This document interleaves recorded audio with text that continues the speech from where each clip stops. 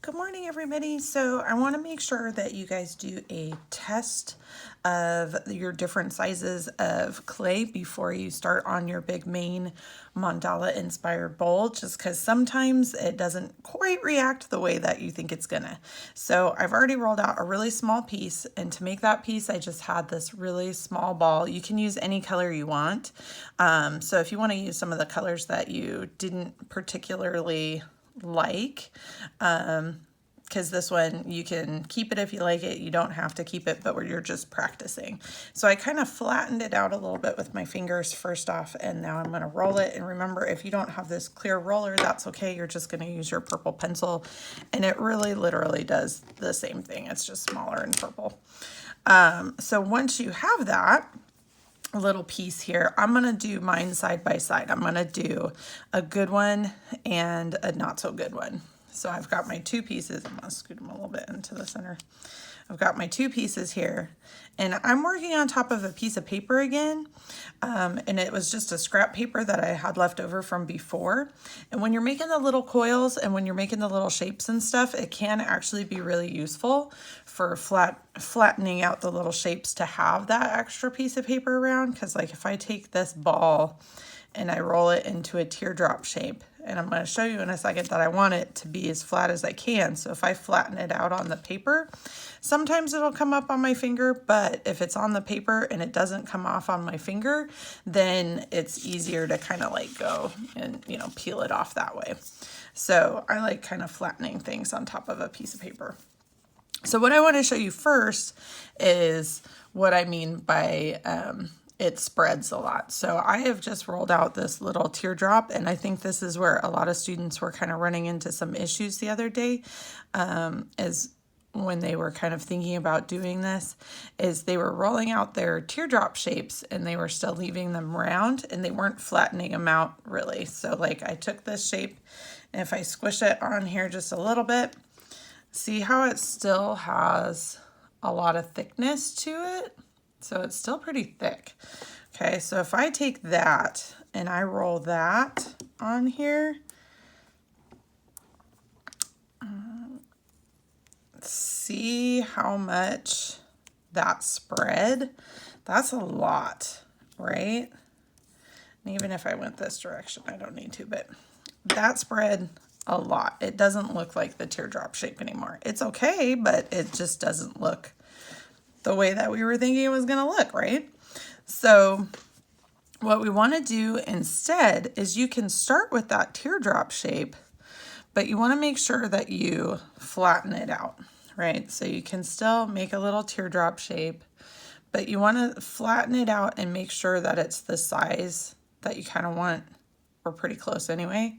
And you want it to be really, really flat and skinny. So that little teeny piece that I just started with, because I started to make this size, I started with a piece that was this big. Like that's pretty small, and it squished out to be that big.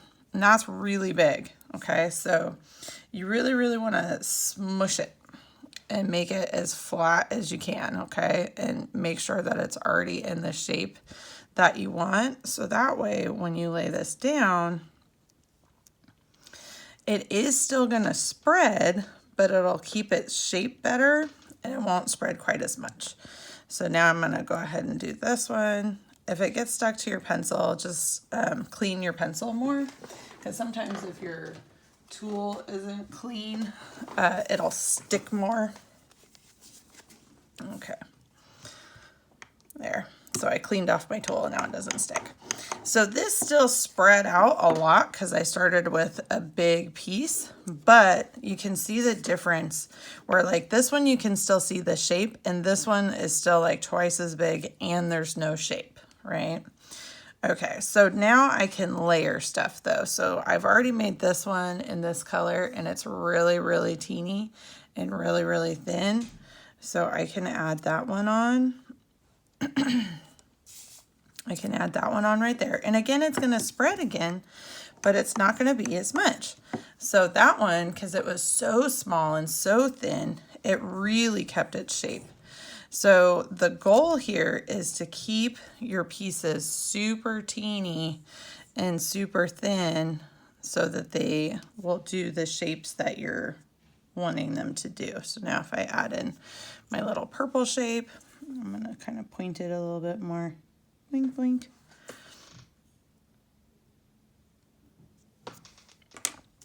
So now I'm going to do that little purple over the top. And because it was really small and flat, it spread a little bit, but it didn't spread as much as this one. Because remember, even if I do a small one, I'm going to pull this off of the paper. Try to make sure that you take your piece off the paper in between your layers, so that way it doesn't stick to the paper. I mean, it'll be okay if it does a little bit, but so remember my point here being that if you roll it and it's not super flat, even if I just flatten it a little bit, it's not going to quite be enough. Okay, so you really want to make sure that it's nice and flat, because even if I just flatten that out a little bit, that's way bigger and doesn't show as much shape as that one. And it's the same thing with your lines too. If you start getting stuff on your finger, just wipe it off on a piece of paper towel or something. Keep your fingers clean. It's the same thing with the little lines and stuff. So if I have a line that is this thick, now this looks like a skinny line, but compared to this one or this one, this is a thick line, okay?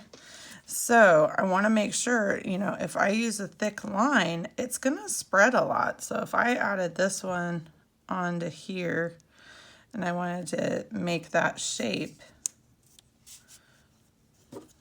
and clean off your pencil, your roller, it'll make it not stick as much.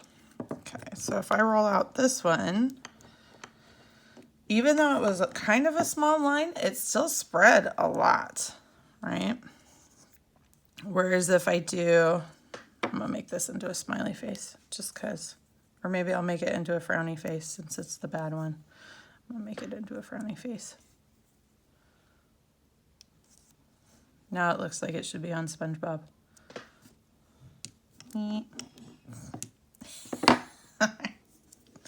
I abuse myself with that kind of stuff. Okay, so, but if I go for like super skinny, like this one's really thin.